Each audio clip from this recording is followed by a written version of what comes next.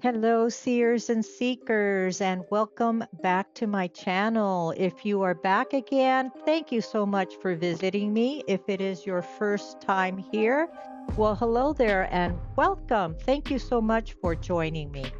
So, in this month of September, I am doing a series on shadow work. Started off with getting an idea of what shadow work is, and now we are working today on what are your emotional triggers and what are the wounds that created them?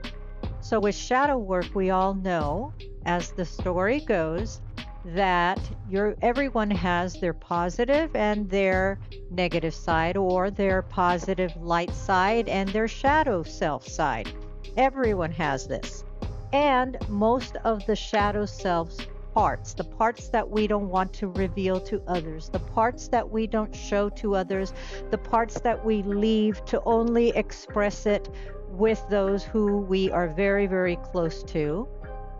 Those shadows were ones that were created during our childhood, traumas that we may have experienced when we were a child. And even if your life was perfect and your family life was perfect, and you're going to say, well, I don't have I didn't have any traumas when I was a child. Well, they're still in school. In school, you may have experienced some situations where you were bullied or laughed at, or an incident that may have happened. So it's not necessarily that you grew up in a family that you grew up in a very dysfunctional family, for example. It could be the smallest of things that make you today have a shadow side that sometimes holds you back and doesn't let you be your true self. These would be things that you find yourself to be inadequate, or your insecurities and so forth. So, to get to it, the title of today is What are the emotional triggers and the wounds that you have that created them? What are these wounds that created these shadow parts, these shadow aspects of your personality?